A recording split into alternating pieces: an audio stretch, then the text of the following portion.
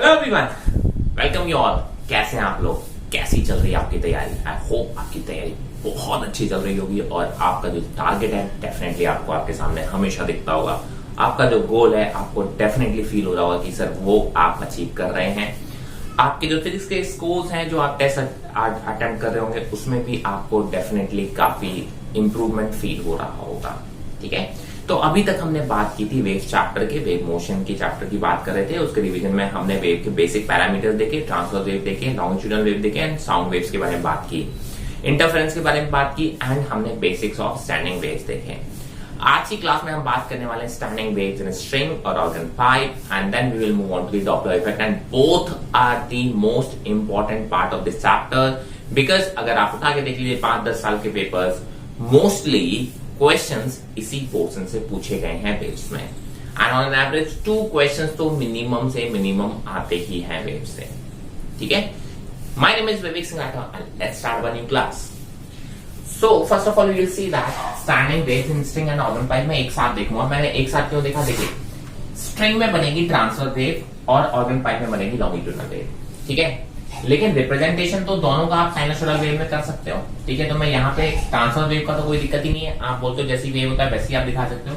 यहाँ पे longitudinal wave में मैं कंप्रेशनल वेव सेक्शन को साइनसोइडल फॉर्म में रिप्रेजेंट करूंगा बिकॉज आप उसकी डिस्प्लेसमेंट इक्वेशन आपको पता है या प्रेशर वेव इक्वेशन आपको पता है, that is S is equal to S naught sin t x minus omega t या delta p equal to delta p naught cos k x minus omega t।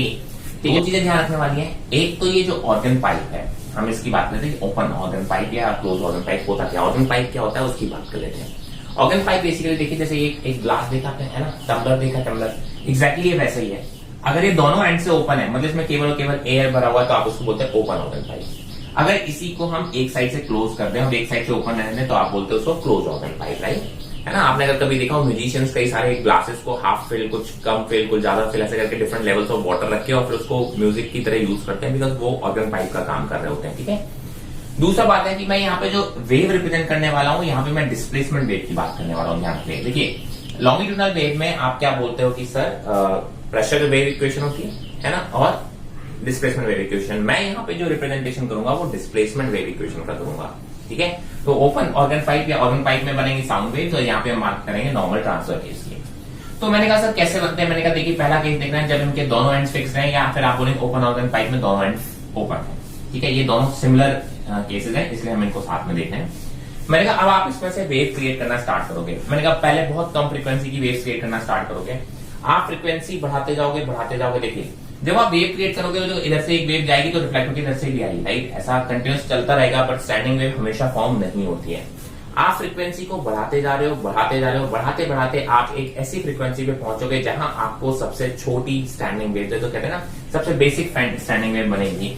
ठीक है, मैंने सबसे स्टैंडिंग वेव बेसिक क्या हो सकती है वो देख लेते हैं।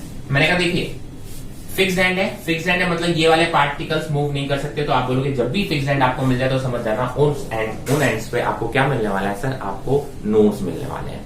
तो सबसे छोटी वेव अगर मैं ड्रॉ करूं सर स्टैंडिंग वेव जो वो बनेगी वही ऐसे, करेक्ट। आप बोलेंगे सिमिलरली यहाँ पे भी आप जब फ्रीक्वेंसी बढ़ा रहे होगे तो सबसे छोटी। अब यहाँ पे ध्यान रखिए ऑर्गन पाइप की तरह हम बात करेंगे, किसकी बात करेंगे हम? ऑर्गन पाइप की बात करेंगे। तो यहाँ ओपन एंड पे देखिए फिक्स एंड पे यहाँ पे नोड्स बने, ऐसे यहाँ पे ओपन एंड पे डिस्प्लेसमेंट वेव के क्या बनेंगे? एंटी नोड्स बनेंगे। तो मैंने कहा सर सबसे छोटी स्टैंडिंग वेव पॉसिबल कौन सी है? वही है,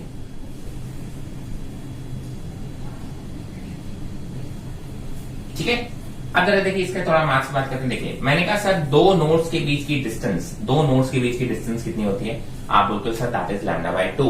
इसका मतलब जो L की वैल्यू है यहाँ पे L की वैल्यू किसके बराबर है? λ/2 है। यहाँ पे भी आप बोलोगे L की वैल्यू कैसी है? λ/2। इन दोनों पे सेम मैथ्स चलेगा। देखिए मैं दोनों एक ही बात कर लेता हूँ। ठीक है, मैंने कहा सर जरा फ्रीक्वेंसी की बात करो तो फ्रीक्वेंसी होता है V/L। फ्रीक्वेंसी कितना होता है? V/λ क्या होता है? V/λ की वैल्यू यहां से पुट करोगे तो जो फ्रीक्वेंसी आएगी that will come as V/2L।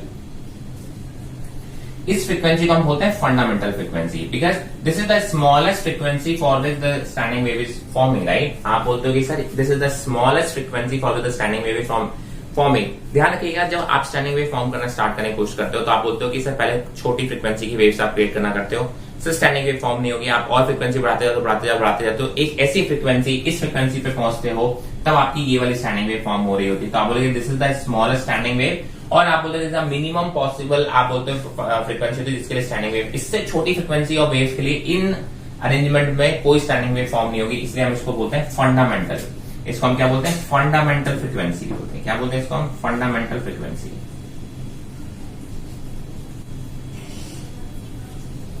इसको एक और नाम देते हैं, इसको हम फर्स्ट हार्मोनिक भी बोल देते हैं। क्या बोल देते हैं? फर्स्ट हार्मोनिक भी बोल देते हैं। क्लियर? मैंने कहा अच्छी बात है। मैंने कहा सर इसको आप क्या कहते हैं? ये आपकी मेन, आपने बोला इससे नीचे इससे कम फ्रीक्वेंसी की आप वेव क्रिएट करोगे तो उसके लिए स्टैंडिंग वेव आपका कभी फॉर्म नहीं होगा। मैं कहा ठीक है, मैं फ्रीक्वेंसी को और बढ़ाता हूं तो मुझे और स्टैंडिंग वेव की फॉर्म होने को होंगे। मैंने कहा सर और देख लेते हैं। मैंने कहा फिर से देख लेते हैं कि सर ये और कौन कौन सी वेव्स पॉसिबल है यहाँ पे। ठीक है, मैंने कहा इसको ऑर्गन पाइप भी बात कर लेते हैं। आप जरा देखिए, जब आप फ्रीक्वेंसी को आप बढ़ाओगे तो सर और भी स्टैंडिंग वेव फॉर्म होना चालू हो जाएगी। आप बोलोगे जो नेक्स्ट स्टैंडिंग वेव आपको कब फॉर्म होगी? आप देखिए, इसको फ्रीक्वेंसी को आप बढ़ाना स्टार्ट करोगे फिर से स्टैंडिंग वेव फॉर्म बनना बंद हो जाएगी। कब तक? जब तक एक और फ्रीक्वेंसी ऐसी अचीव नहीं हो जाएगी। आप बोलोगे जो दूसरी पॉसिबल, देखिए नोड्स ही बनने हैं इन एंड पे, तो क्या बनने हैं? नोड्स ही बनने हैं। तो आप बोलोगे दूसरी पॉसिबल जो स्टैंडिंग वेव होगी वही है। ठीक है, मैंने कहा सिमिलरली अगर हम बात करें तो ये ऐसी वेव बनने वाली है। ठीक है, यहां पे आपको डिस्प्लेसमेंट वेव के एंटी नोड्स मिलने वाले हैं ओपन एंड पे। मैंने कहा फिर से आप बात करो, यहाँ पे जरा देखो एल की वैल्यू, यहाँ पे लेंथ तो वही रहने वाली है। लेंथ हम कोई ऑर्गन पाइप या स्ट्रिंग चेंज तो नहीं कर रहे हैं। तो जरा देखिए, आप बोलते हैं कि सर अब यहाँ पे दो नोड्स हैं, एक नोड दो नोड, तो ये λ/2 मतलब कितना हो गया? आप बोल सकते हो 2 λ/2 है। सिमिलरली आप बोलोगे यहाँ पे भी सर एल की वैल्यू किसके बराबर हो गई? 2 λ/2 हो गई। आई hope this is very clear, correct. अब आप बोलोगे फ्रीक्वेंसी निकालोगे, सर फ्रीक्वेंसी की वैल्यू फिर से वही रखोगे सर v/λ, और आप बोलोगे that will come as 2v/2l, that is 2 times of f, इसीलिए इसको हम f2 बोल देते हैं, राइट। आप बोलोगे सर जब इसका 2 टाइम्स मिलेगा फंडामेंटल का, देखिए नेक्स्ट आपको स्टैंडिंग वेव कब मिलने वाली है? जब आपकी फ्रीक्वेंसी जो है, जो वेव आप क्रिएट करो उसकी फ्रीक्वेंसी फंडामेंटल की डबल हो जाएगी, राइट। तो इसको हम बोलते हैं सेकेंड हार्मोनिक, इसको हम बोलते हैं सेकेंड हार्मोनिक, या फिर इसको हम फर्स्ट ओवरटोन भी बोलते हैं। तो हम क्या बोलते हैं? फर्स्ट ओवरटोन भी बोलते हैं। चलिए, मैंने कहा सर और जरा देख लेते हैं। मैंने कहा और बनाने की कोशिश करते हैं। तो जब मैं और एक और वेव वाई, मैंने फिर से फ्रीक्वेंसी बढ़ाने की कोशिश करेंगे, फिर मैंने वही ले लिया। ठीक है, वही ऑर्गन पाइप ले लिया और अपनी फ्रीक्वेंसी और वेव को जैसे ही आप बढ़ाना स्टार्ट करोगे स्टैंडिंग वेव फॉर्म होना फिर से बंद हो जाएगी। फिर आप और बढ़ाते जाओगे, फिर से आप स्पेसिफिक फंडामेंटल स्पेसिफिक फ्रीक्वेंसी पे पहुंचोगे, तब आपको एक और वेव फॉर्म होती हुई मिलेगी, एंड दैट विल बी ये वाली। ठीक है, सिमिलरली आप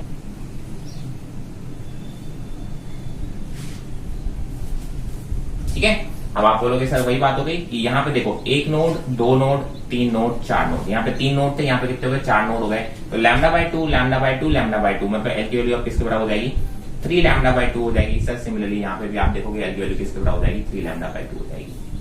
अब आप यहाँ पे फ्रीक्वेंसी निकालने जाओगे, है ना। आप इसके लिए फ्रीक्वेंसी निकालोगे कि कौन सी फ्रीक्वेंसी के लिए बात हुई, तो आप वही बोलोगे v/λ, and that will come as 3v/2l, और that is equal to 3f0। इसीलिए हम इसको f3 बोलेंगे। इसको हम क्या नाम दे सकते हैं? सर इसको हम थर्ड हार्मोनिक बोल सकते हैं,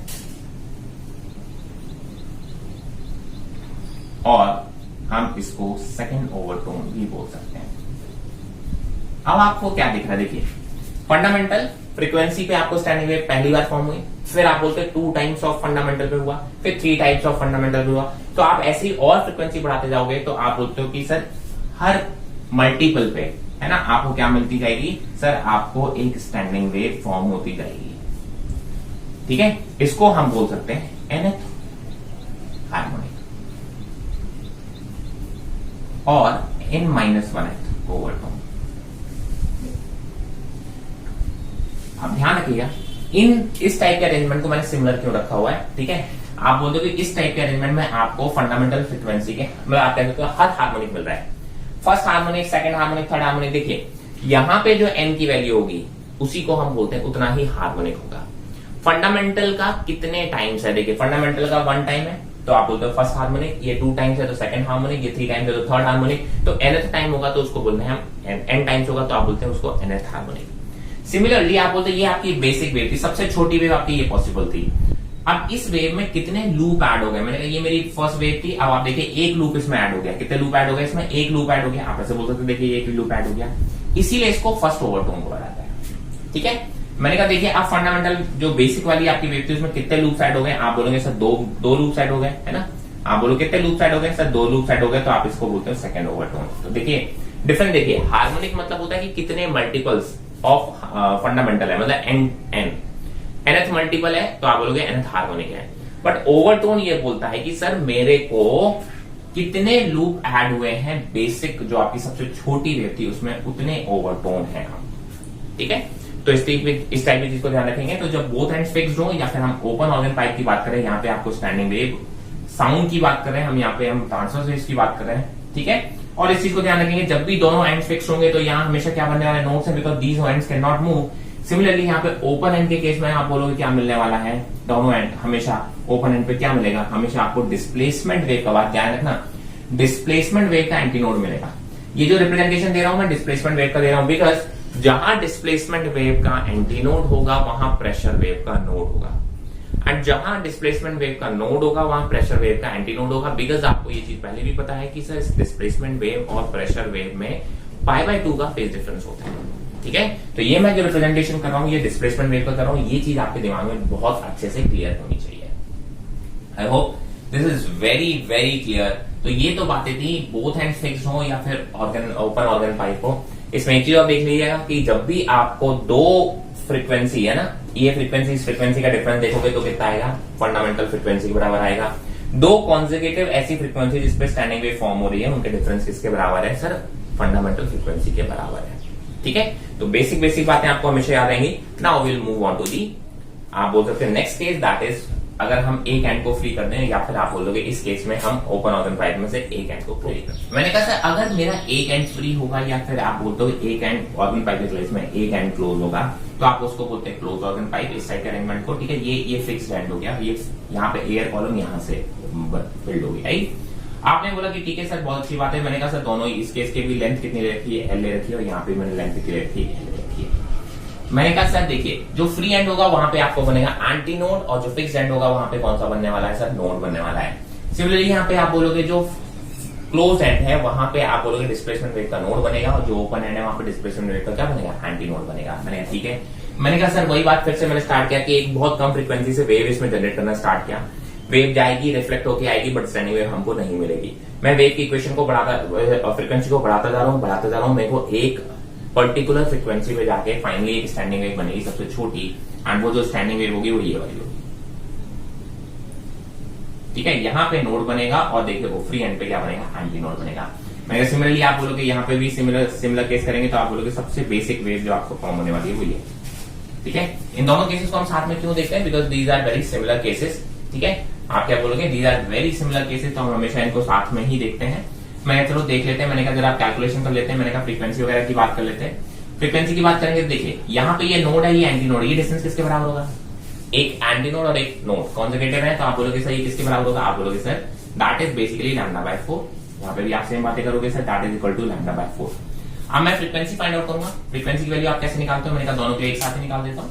ठीक है, एक ही बात है, तो f is equal to v/λ, और इसको सॉल्व करोगे तो ये कितना आ जाएगा, v/4 है। इसी को हम बोल देते हैं फंडामेंटल फ्रीक्वेंसी बोल देते हैं, इसको हम क्या बोलते हैं, जैसे the minimum frequency for which the standing wave is form, तो इसी को हम क्या बोलते हैं, फंडामेंटल फ्रीक्वेंसी बोल देते हैं, राइट। तो हमने कहा इसको क्या बोल देंगे, फंडामेंटल फ्रीक्वेंसी,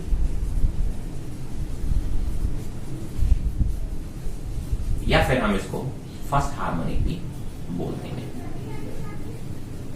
मैंने कहा नाउ अगर हम बोलते हैं अब धीमे से जैसे हम फ्रीक्वेंसी फिर चेंज करेंगे, फिर से बढ़ाने की कोशिश करेंगे, फिर आपको स्टैंडिंग वेव फॉर्म होना बंद हो जाएगी, राइट। लेकिन आप फ्रीक्वेंसी को बढ़ाते जाइए स्लोली एंड स्टेडली, तो आप क्या बोलोगे, फिर से एक और आपको स्टैंडिंग वेव फॉर्म होगी एक पर्टिकुलर फ्रीक्वेंसी पे। मैंने कहा वो फॉर्म करके देखते हैं, मैंने कहा ये बात करिए,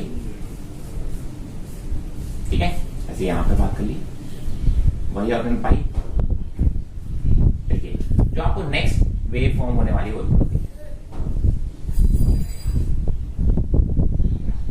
ठीक ठीक है। सिमिलरली अगर मैं यहां की बात करूं,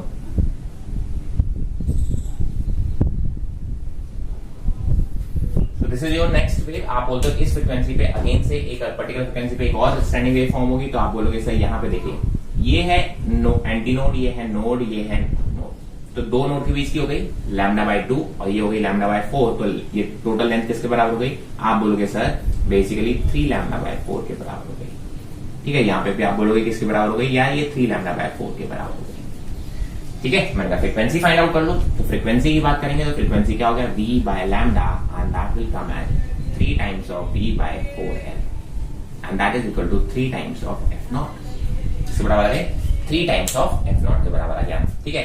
इसको हम बोलते हैं f3, मतलब थर्ड हार्मोनिक बोलेंगे।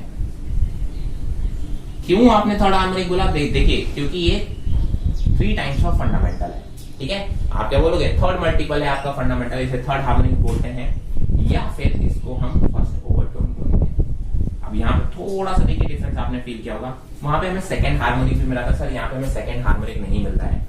मतलब अगर हमारा फंडामेंटल फ्रीक्वेंसी का 2 टाइम्स भी फ्रीक्वेंसी हो जाए तो आपको इस केस में स्टैंडिंग वेव नहीं मिल रही है, ठीक है। लेकिन इस ओवरटोन तो ये फर्स्ट है, ये आपकी बेसिक वेव है, ठीक है। उसमें कितना लूप ऐड हुआ सर? एक लूप ऐड हो गया, ठीक है। तो आप बोलते हैं ओवरटोन की बात करें तो ओवरटोन तो ये अभी भी कैसा है? फर्स्ट ओवरटोन ही है, बट यहाँ पे सेकंड हार्मोनिक आपको नहीं मिल रहा है, आपको थर्ड हार्मोनिक मिल रहा है। मैंने एक और ड्रॉ करके देख लेते हैं, मैंने फिर और फ्रीक्वेंसी को बढ़ाने की कोशिश की, जब और फ्रीक्वेंसी को बढ़ाने की कोशिश की तो आप क्या बोलोगे?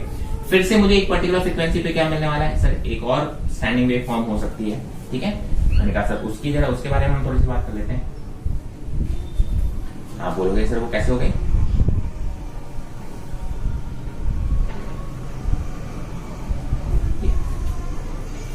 ठीक है, आप बोलोगे सिमिलरली यहां पे ही बात कर लेते हैं।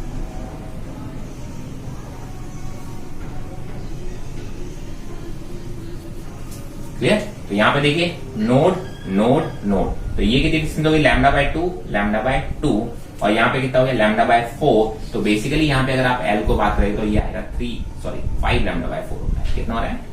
5 λ/4। कैलकुलेट करके देख सकते हो, मैं आपको बता ही रहा हूँ, ठीक है। सिमिलरली यहाँ पे भी आप L की वैल्यू कितनी निकाल के आ रही है? λ/4 into 5। तो आप बोलो इस केस के लिए अगर मैं फ्रीक्वेंसी निकालने जाऊंगा तो फ्रीक्वेंसी की जो वैल्यू आ रही है वो that will come as v/λ, that is 5 times of v/4l, that is 5 times of f0। इसीलिए हम इसको f5 मतलब फिफ्थ हार्मोनिक बोल देते हैं,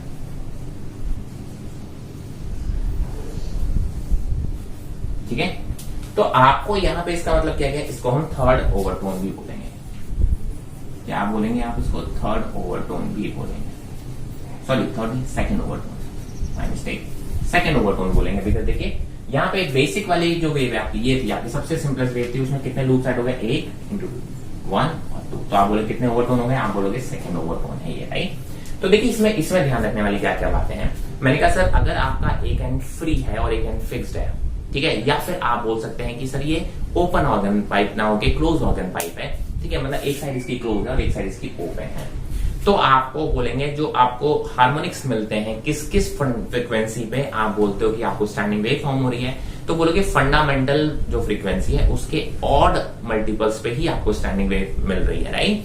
तो आप बोलोगे इसमें केवल मुझे ऑड हार्मोनिक्स मिलने वाले हैं। तो कोई भी दो कॉन्सेप्टिव फ्रीक्वेंसी की बात कर लो जिन पे आपको स्टैंडिंग वेव मिल रही है, तो आप बोलोगे कि सर इन दैट केस आप बोलोगे कि आपको वो जो डिफरेंस है दो कॉन्सेक्यूटिव फ्रीक्वेंसी के बीच में वो 2 टाइम्स ऑफ f0 के बराबर होगा। देखिए यहाँ 3f0 है, यहाँ f0 है, ये दो कॉन्सेक्यूटिव फ्रीक्वेंसी है, तो इन दोनों का डिफरेंस निकालोगे तो कितना आएगा? 2f0 आएगा। जबकि पिछले केस में हमने देखा था कि दो कॉन्सेक्यूटिव फ्रीक्वेंसी जिनके लिए स्टैंडिंग वेव फॉर्म होती है उनके बीच का जो डिफरेंस आता है वो f0 के बराबर या f के बराबर आता है, यहाँ पे 2f0 के बराबर है। तो कई बार आपको क्वेश्चन में ये चीज बताया नहीं जाता कि सर वो कौन से केस की बात कर रहा है, वो कहीं ना कहीं आपको कॉन्सेक्यूटिव फ्रीक्वेंसी के डिफरेंस की बात कर देता है, तो वहां से आपको क्लिक कर जाना चाहिए कि विच केस इज कंसीडर्ड, ठीक है। तो वो क्वेश्चन को घुमा देगा, आपको ये नहीं बताएगा कौन से केस की बात कर रहा है, वो आपको फ्रीक्वेंसी के डिफरेंस के बेसिस पे आपकी बात करने की कोशिश करेगा, ठीक है।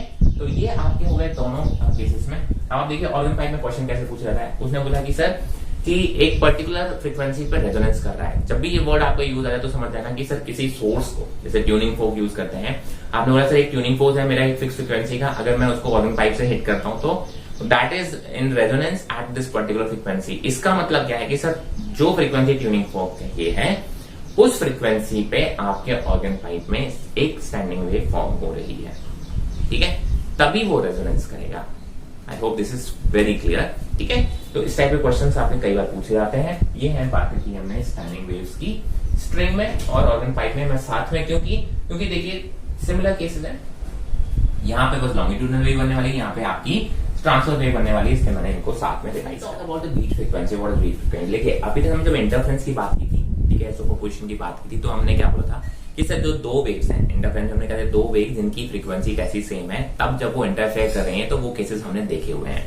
मैंने कहा अगर मैं बात करूं कि दोनों वेव्स की फ्रीक्वेंसी सेम नहीं है, मतलब उनका फेज डिफरेंस कांस्टेंट नहीं है, तो उससे क्या होगा, जब भी आप यहाँ पर खड़े हुए दो अलग अलग फ्रीक्वेंसी की जब वेव्स आपके पास आ रही हैं, तो कई बार ऐसा होगा कि उन दोनों फ्रीक्वेंसी की जो सेम टाइम पे मैक्सिमम एम्पलीट्यूड बन रहे होंगे यहाँ पे जहां पे आप खड़े हो, थोड़ी देर बाद उन दोनों की, क्योंकि फेज अलग अलग है, तो आप बोलते हो कि सर इसका मैक्सिमम बन रहा होगा तब उसका मैक्सिमम नहीं बन रहा होगा। ठीक है, तो आप बोलोगे सर इस तरीके से आपको कभी तो बहुत ज्यादा साउंड सुनाई देगा, कभी बहुत कम साउंड सुनाई दे सकता है, राइट। तो आप बोलते हो कि बीट फ्रीक्वेंसी का मतलब क्या होता है कि जब दोनों ही वेव्स का एम्पलीट्यूड एक साथ आपके पॉइंट पर बनने लगे, तब आप बोलोगे आपको एक प्रॉपर साउंड सुनाई दिया, मतलब एक बीट सुनाई दी।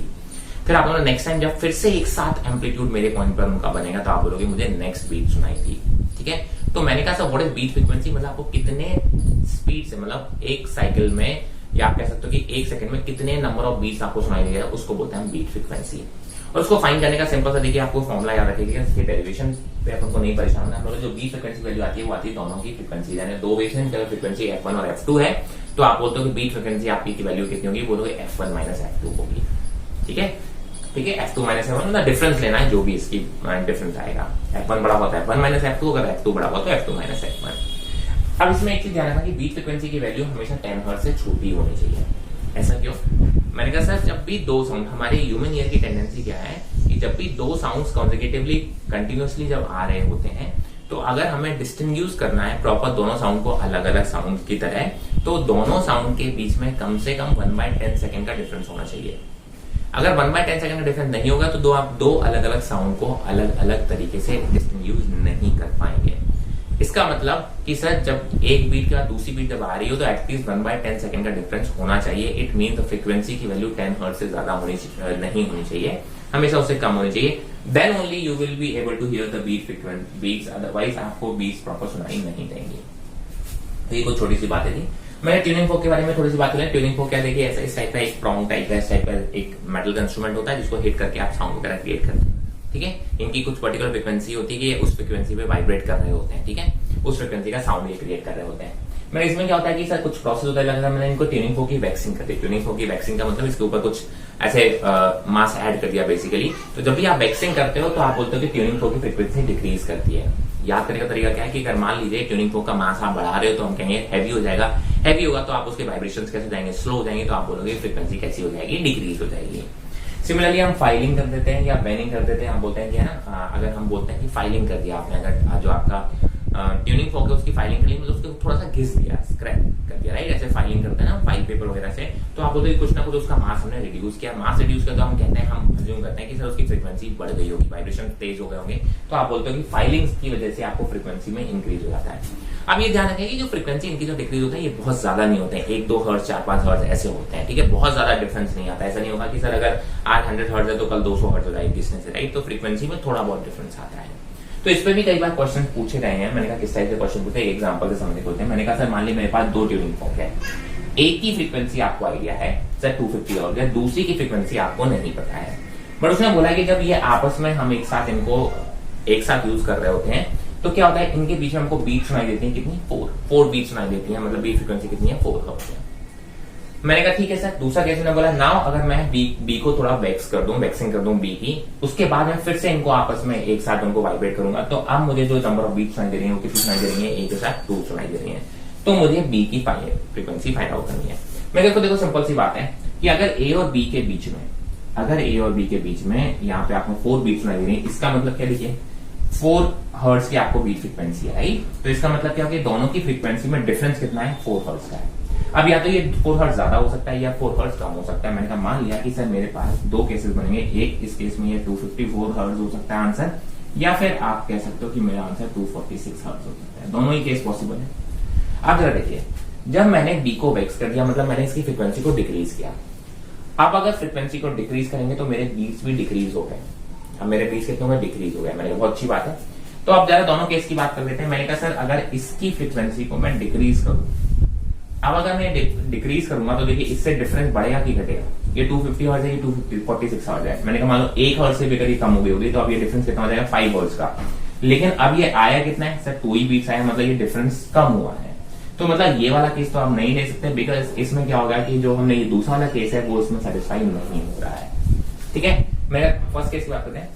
254 हर्ट्ज है। मैंने कहा अगर मैंने इसकी फ्रीक्वेंसी को कम किया, वैक्सिंग से क्या होता है सर, फ्रीक्वेंसी डिक्रीज हो रही है। फ्रीक्वेंसी अगर डिक्रीज कर रहे हो तो आप बोलेंगे वैक्सिंग से अगर आपने फ्रीक्वेंसी को डिक्रीज किया, मान लो 253 हर्ट्ज हुआ, तो सर इसका डिफरेंस कितना हो गया, 3 हर्ट्ज का हो गया। मैंने कहा सर और कम कर दोगे, 252 हर्ट्ज हो गया, तो इसका डिफरेंस कितना हो जाएगा, 2 हर्ट्ज। तो yes there is a possibility कि सर ये वाली कंडीशन आपकी सेटिस्फाई कर जाएगा। तो आप बोलोगे सर बी की फ्रीक्वेंसी जो है वो आंसर क्या होगा, 254 हर्ट्ज होगा। इस टाइप के क्वेश्चन भी पूछे जाते हैं और कई बार पूछे गए हैं, तो हमें थोड़े से बेसिक इन्फॉर्मेशन होनी चाहिए बीट्स का, ट्यूनिंग फोक का। ठीक है, अब हम बात करने वाले हैं very important topic, that is Doppler effect. Doppler effect के बारे में जरा बात करते हैं। देखिए डॉपलर इफेक्ट क्या है, मैंने कहा सपोज दैट कि सर एक कोई सोर्स ऑफ साउंड है, वो कुछ एफ फ्रिक्वेंसी का साउंड क्रिएट कर रहा है, तो आपको भी क्या सुनाई देगा, एफ फ्रिक्वेंसी का ही साउंड सुनाई देगा। बट अगर मान लो वो आपके रिस्पेक्ट में मोशन स्टार्ट कर देता है सोर्स, ठीक है, आप सोर्स और ऑब्जर्वर के बीच में अगर कोई रिलेटिव मोशन स्टार्ट हो जाता है, तो जो फ्रीक्वेंसी आपको सुनाई देगी वो एग्जैक्टली जरूरी नहीं है कि जो ट्रू फ्रीक्वेंसी है वही आपको सुनाई दे। हो सकता है कि आपको जो फ्रीक्वेंसी और साउंड आपके पास पहुंच रहा है वो आपको डिफरेंट फ्रीक्वेंसी का साउंड आपको फील हो, जिसको हम बोलते हैं एपरेंट फ्रीक्वेंसी आपकी क्या होगी। ठीक है, मैं इसको थोड़ा समझने की कोशिश करते हैं, मैंने इसको याद करने का। देखिए मैं आपको बोलता हूं, अगर आपने ये अगले नेक्स्ट 10 to 15 मिनट्स अगर ये प्रॉपर अच्छे से देखे तो डॉपलर इफेक्ट का कोई भी क्वेश्चन आपसे गलत नहीं होगा। मैं आपको एक ऐसे प्रॉपर मैथड से सिखाने वाला हूं याद रखने के लिए तरीका। वैसे तो देखो कुछ लोग उसको फॉर्मुला दे देते हैं प्लस माइनस और समथिंग समथिंग, और फिर उसमें याद रखना पड़ता है। उसमें हमेशा आप गलतियां करते हो, क्या प्लस रखना है क्या माइनस रखना है। मैंने कहा सर सबसे सिंपल तरीका है, आप अगर इसको ट्रिक को अगर फॉलो करेंगे तो कभी भी गलती नहीं होगी। ठीक है, मैंने कहा जरा देखिए, अगर हम बात करेंगे कि सर नॉर्मल अगर हम एक्चुअल फ्रीक्वेंसी की जो वैल्यू होती है that is equal to V by lambda, कितनी होती है सर, वी बाय लैम्डा। हम क्या मानेंगे, देखिए जब भी आप बोलते हो कि सर केस की बात करें, मैंने कहा अगर ये आपका ऑब्जर्वर है, ये आपका सोर्स है, ठीक है, हम यहाँ पे ऑब्जर्वर की जो भी स्पीड आएगी हम उसको वी नॉट से रिप्रेजेंट करेंगे, और अगर हम सोर्स की स्पीड को हम वीएस से रिप्रेजेंट करेंगे। इसमें हमेशा ध्यान रखना कि सर यहाँ पे जब भी रिलेटिव वेलोसिटी की बात आएगी, जब रिलेटिव वेलोसिटी आएगी तो आपको जो फ्रीक्वेंसी है वो आपको ओरिजिनल फ्रीक्वेंसी के अलावा कोई और फ्रीक्वेंसी मतलब एपरेंट फ्रीक्वेंसी कुछ डिफरेंट आपको सुनाई दे सकती है।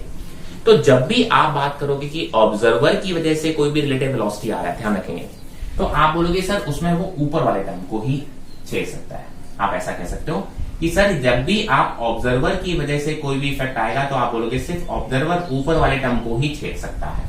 ठीक है, मैं अगर मैं सोर्स की वजह से बात करूं तो सोर्स सिर्फ नीचे वाली टर्म्स को ही इफेक्ट कर सकता है, ऐसा आप हमेशा याद रखेंगे। ये भी याद रखते हो, वी क्या है, एक वेलोसिटी है, तो ऑब्जर्वर क्या है, वेलोसिटी में चेंज ला सकता है, और लैम्डा क्या है, वेव का टर्म है, तो आप बोलते हो सोर्स कौन है सर, जो कि ये वेव क्रिएट कर रहा है, तो आप बोल सकते हो कि sir lambda is only affected by the source movement. ठीक है, अब जरा एक सिंपल सा एग्जांपल है, मैंने कहा मान लीजिए कि सर दो लोग खड़े हुए हैं, मैं यहाँ से एक पर्टिकुलर फ्रीक्वेंसी पे कुछ बॉल्स फेंक रहा हूं, तो वो एक पर्टिकुलर फ्रीक्वेंसी पे सामने वाला रिसीव कर रहा है।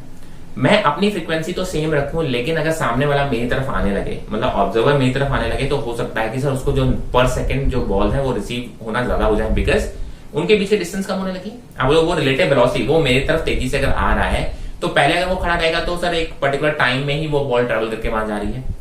बट अब क्या होगा कि सर जब वो मेरी तरफ आने लगेगा तो आप बोल सकते हो कि जो बॉल की ट्रैवलिंग है वो शॉर्ट हो जाएगी, और आपके बोलते नंबर ऑफ बॉल्स की फ्रीक्वेंसी उसके पास पहुंचने की स्पीड जो है फ्रीक्वेंसी की जो है वो बढ़ जाएगी। तो मतलब जब भी ऑब्जर्वर सोर्स की तरफ आने की कोशिश कर रहा है तो वो फ्रीक्वेंसी ऑफ बॉल जो रिसीव हो रही है वो बढ़ने के चांसेस हैं।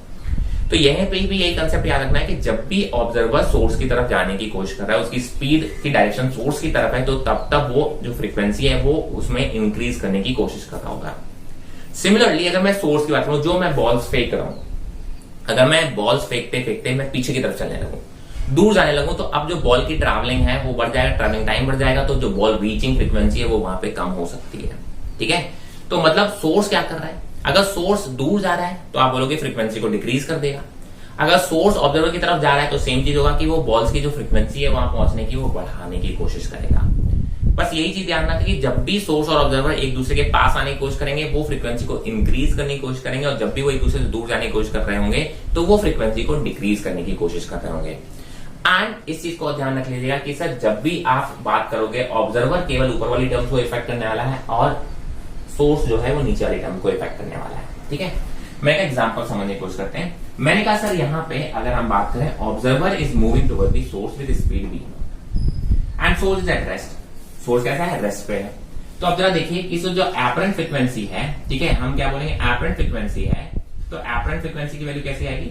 मैं क्या जरा देखिए, अब जो वेलोसिटी है, ठीक है, ये क्या करेगा, ये वेलोसिटी रिलेटिव वेलोसिटी अगर हम बात करें ये टुवर्ड द सोर्स जा रहा है, ये साउंड की वेलोसिटी ध्यान रखना। v यहाँ पे किसकी है? साउंड की स्पीड है। v यहाँ पे किसकी स्पीड है? साउंड स्पीड है, ध्यान रखेंगे। तो आप बोलोगे कि सर अब जो स्पीड है, स्पीड में आप बोलो क्योंकि ऑब्जर्वर फ्रीक्वेंसी को बढ़ाने की कोशिश कर रहा है, मतलब ऊपर वाली टर्म को इंक्रीज करने की कोशिश करेगा। क्या करेगा? इंक्रीज करने की कोशिश करेगा।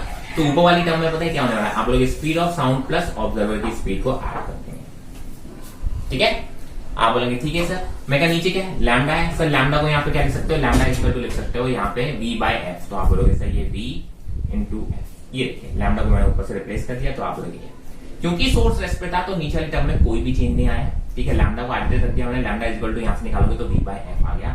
तो आप this is the apparent frequency v plus v nought by v into F. हमेशा ये इसी तरीके से आप अप्रोच करेंगे। देखिए क्योंकि ऑब्जर्वर मूव कर रहा था, सोर्स कोई नहीं मूव कर रहा, तो ऊपर वाली टर्म्स मैंने फ्रीक्वेंसी को बढ़ाने की कोशिश करा तो ऊपर वाले में एडिशन ऑफ स्पीड हो जाएगा। ठीक है, और आप बोलोगे नीचे वाली टर्म वो तो रेस्ट पे था तो उसमें कोई चेंज नहीं आना चाहिए, तो मैंने कहा वो एवरेज रख दिया। मैंने कहा बहुत अच्छी बात है। मैंने सेकंड केस की बात कर लो।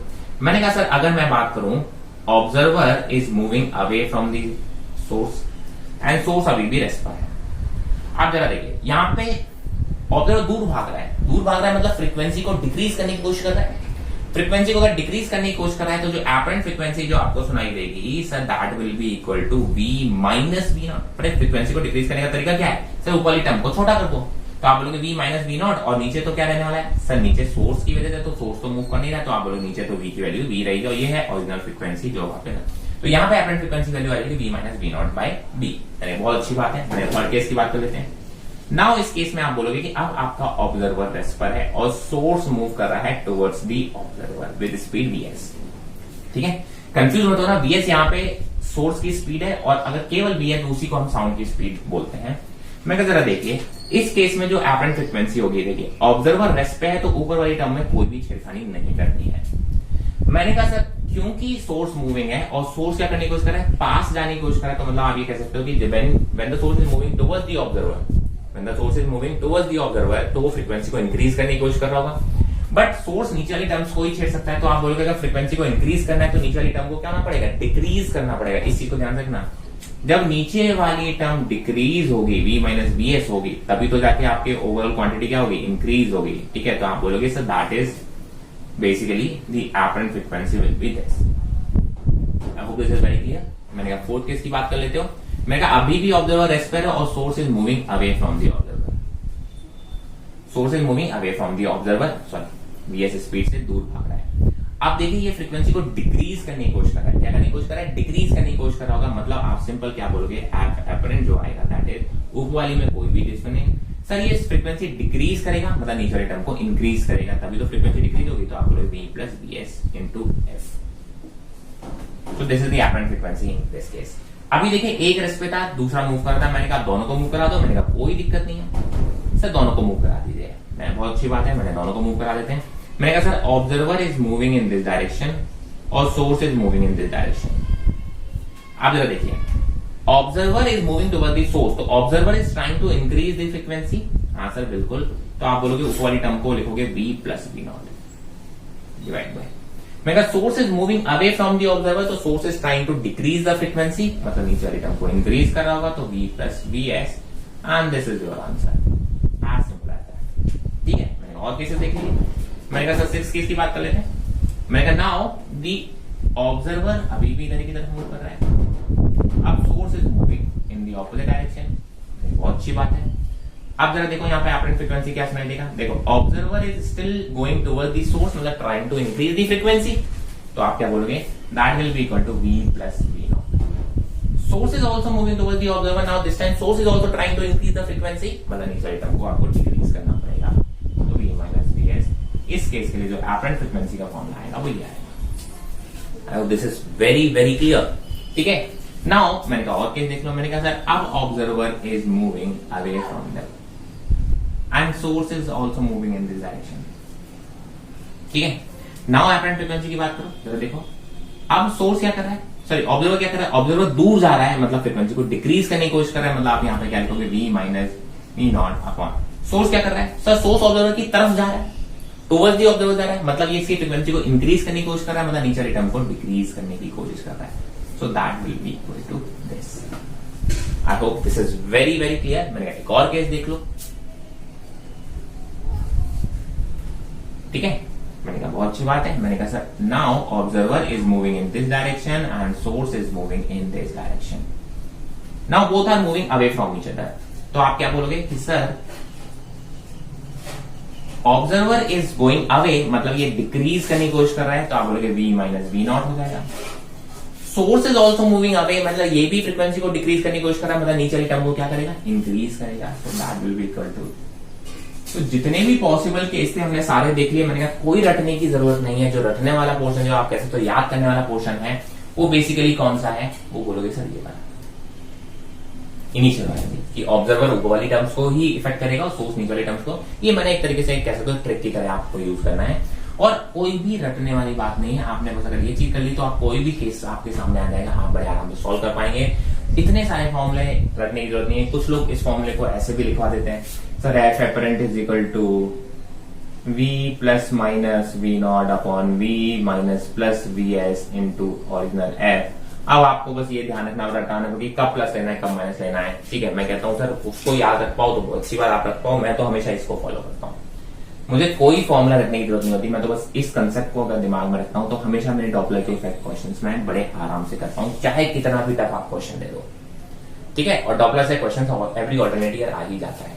अब इसमें एक सिंपल सा पॉइंट है कि ये चीज ध्यान रखना, जब भी हम वी नॉट वी एस की बात कर रहे हैं, मैंने कहा फॉर एग्जाम्पल मैंने कहा ये सोर्स है, ये ऑब्जर्वर है। अब सोर्स इस डायरेक्शन में मूव कर रहा है वी एस से, मैंने कहा ये जो लाइन ज्वाइनिंग है इससे मान लो एंगल थीटा। ठीक है, तो हमें एक चीज याद रखना है, जितनी भी चीजें अभी कर देखी हमने तो अभी स्ट्रेट लाइन मोशन ही देखे थे, एक दूसरे की लाइन अलोंग अवे या फिर उनके तरफ जाने।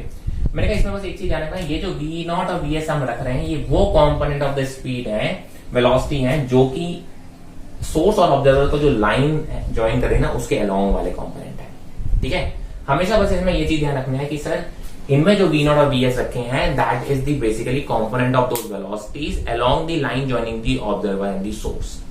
ये बहुत इंपॉर्टेंट है। इसका मतलब क्या है कि सर जब वीएस अगर इस डायरेक्शन में जा रहा होगा तो आपको वीएस का कौन सा कॉम्पोनेंट वहां पे रखना पड़ेगा, ये वाला, that is along the line, मतलब वीएस कॉस थीटा। अगर ये वाला केस आ जाएगा तो ध्यान रखना वीएस की जगह पे आपको वीएस का वो कॉम्पोनेंट रखना पड़ेगा जो सोर्स और ऑब्जर्वर को ज्वाइन करने वाली लाइन के अलोंग है। Similar for the observer as well, अगर ऑब्जर्वर भी ऐसे किसी एंगल पे मूव कर रहा होगा तो ऑब्जर्वर का भी हमें सिर्फ उस वेलोसिटी का वही कॉम्पोनेंट रखना है जो इन दोनों को ज्वाइन करने वाली लाइन के अलोंग होगा। ठीक है, तो सारे फॉर्मूले में बस वही चीज रखना कि उसी कंपोनेंट की बात करें। मैक्सिमम टाइम तो हमें एक ही लाइन के लॉन्ग मूव करते हुए मिलेंगे तो हमें ज्यादा सोचने की जरूरत नहीं है, लेकिन अगर स्पेसिफिकली ऐसा केस कुछ दे दिया है तो इस चीज का भी हमको ध्यान रखना पड़ेगा। तो ये बात होती है किसकी, डॉपलर इफेक्ट की। ठीक है, मेरा एक डॉपलर इफेक्ट का सबसे टफ एग्जांपल मैं आपको करके दिखा देता हूं। अगर वो आपसे बन गया तो फिर आप कोई सा भी क्वेश्चन कर पाओगे। ठीक है, मैं कहता हूं सबसे टफ है जो आपको लगता है आपके लेवल पे हम पूछ सकते हैं नीट है, मैं उस एग्जांपल को देख लेता हूं। उसमें 2 बार डॉपलर लगेगा। ठीक है, अगर हमें वो अप्लाई करना आ गया, वो सॉल्व करना आ गया तो आप डॉपलर बड़े आराम से कर पाओगे and you should be very confident कि डॉपलर क्वेश्चन बनेंगे 10-20 जितने ट्राई करने आप कर लीजिए, मैं गारंटी दे रहा हूं। अगर ये कंसेप्ट आपको याद है कोई भी क्वेश्चन आपसे डॉपलर का छूट ही नहीं सकता, इस बात की मैं गारंटी दे रहा हूं। ठीक है, तो चलिए वो एग्जाम्पल देख लेते हैं।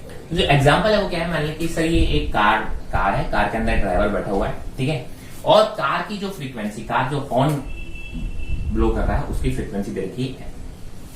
इसने बोला है कि sir frequency heard by the car driver after reflection from the wall, ये वॉल है, ये वॉल की तरफ जा रहा है। इसने बोला कि सर मुझे वो फ्रीक्वेंसी बता दो कि जिस फ्रीक्वेंसी पे ये जो उसके खुद का साउंड है ना, जो आप बोलते हो कि sir frequency of the sound जो कार का हॉर्न है उसका को कितनी फ्रीक्वेंसी का साउंड वो सुनेगा कार, लेकिन कौन सा वाला, आफ्टर रिफ्लेक्शन। देखिए एक साउंड उसको खुद वहीं सुनाई दे जाएगा क्योंकि सर वो सोर्स के पास ही बैठा हुआ है। दूसरा बोलता है सर वो रिफ्लेक्ट होके वापस जब साउंड आएगा उस साउंड की फ्रीक्वेंसी इसने बोला है कि कितनी होगी, वो आपको फाइंड आउट करना है। तो यहाँ पे 2 बार लगेगा। मैंने कहा पहले तो आप ये देखिए कि सर अगर मैं यहां वॉल पे बैठा होता तो वॉल को कौन सी फ्रीक्वेंसी सुनाई दे रही होती, मैंने कहा उसको बोलते हैं हम F1। तो पहले केस की देखिए, केस 1 की हम बात करेंगे। केस 1 में आपने बोला कि जो कार है वो आपका सोर्स है, कार आपका सोर्स है जो कि इधर की तरफ जा रहा है VC स्पीड से, क्योंकि सर हॉर्न ब्लो कर रहा है। और आपका ऑब्जर्वर कौन है, वॉल है या वॉल पे बैठा हुआ है, यहाँ पे ऑब्जर्वर बैठा हुआ है जो कि रेस्ट पे है। तो जो frequency heard by this observer will be equal to, देखिए ऑब्जर्वर रेस्ट पे है तो आप बोलोगे ऊपर वाली टर्म में कोई छेड़खानी नहीं करनी है। Source is moving toward the observer, मतलब फ्रीक्वेंसी इंक्रीज हो रही होगी तो आप बोलोगे V माइनस VC हो रहा होगा, नीचे वाली टर्म को डिक्रीज करना पड़ेगा, and that is the original frequency is F। So this is the frequency heard by this observer और द वॉल आप कह सकते हो। अब जितनी फ्रीक्वेंसी वॉल को सुनाई दे रही है आप बोलते हो वही साउंड वहां से रिफ्लेक्ट होगा, उसी फ्रीक्वेंसी का साउंड वहां से रिफ्लेक्ट होगा। तो अब आप बोलते हो कि सर यहाँ पे F1 फ्रीक्वेंसी का साउंड यहां से रिफ्लेक्ट होगा। अब आपका ऑब्जर्वर कौन हो गया, सर ये कार आपका ऑब्जर्वर हो गया। ध्यान रखेंगे ये जो कार है वो क्या है, ऑब्जर्वर हो गया जो कि लगे। अब ये ऑब्जर्वर है और ये सोर्स है, जैसे सुना, क्योंकि अब आप बोलते हो ये फ्रीक्वेंसी का साउंड यहां से रिफ्लेक्ट होके इधर कार की तरफ जा रहा होगा, इसी की फ्रीक्वेंसी आपको फाइंड आउट करनी है। तो अब वॉल आपकी सोर्स हो गई और कार वाला ड्राइवर जो हो गया वो ऑब्जर्वर हो गया। अब इस केस के लिए मैंने कहा मान लो वो फ्रीक्वेंसी कितनी है, F2 है, जो आपने फ्रीक्वेंसी इसको सुनाई देगी। So that will be equal to, आप बोलते हैं देखिए observer is moving towards the source, तो आप बोलोगे V plus VC। Source is rest, तो आप बोलोगे नीचे वाले टर्म में कोई भी डिफरेंस नहीं, इनटू F1। ध्यान रखिए ये वाली फ्रीक्वेंसी यहां से साउंड की क्रिएट हो रही है तो आप बोलोगे सर उसको हम F1 बोलेंगे।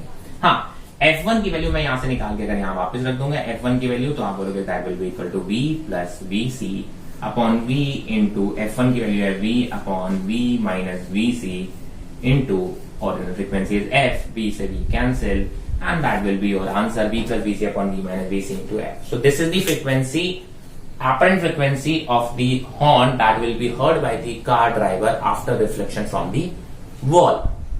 अब इसमें और क्वेश्चन बनाना, मैंने कहा सर इसमें क्या बोलते हैं, what is the beat frequency heard by the car driver.